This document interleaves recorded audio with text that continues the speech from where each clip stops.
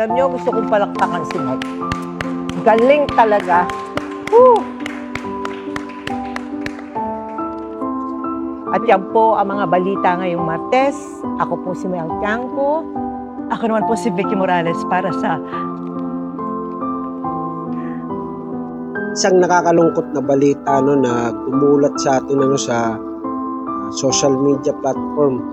Ito ay ang pagkamatay ng isang veteranong broadcaster na si Sir Mike Enriquez.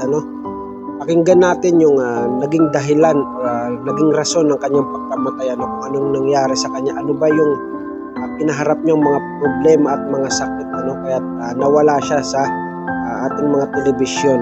Siguro pakinggan natin tong short story tungkol kay Sir Mike Enriquez.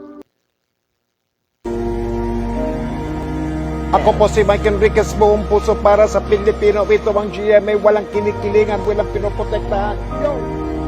Malungkot na balita ang tumambad ngayong araw ng Martes, August 29, 2023, sa pagpanaw ng veteran, TV host at radio broadcaster na si Mike Enriquez sa edad na 72.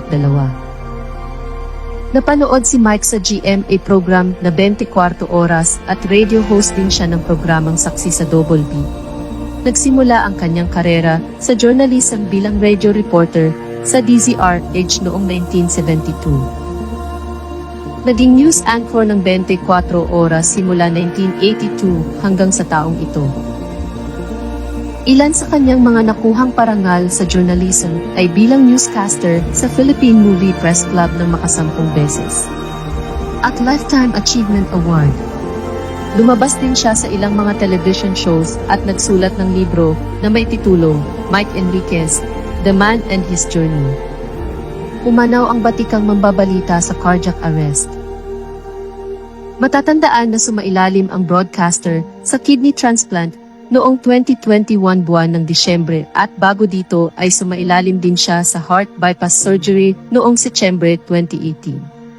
Isa si Mike sa itinuturing na pinakanirerespeto at maimpluwensyang manunulat sa Pilipinas. Kinagiliwan ng kanyang mga tagahanga ang kanyang linya sa pagbabalita na, "Excuse me po."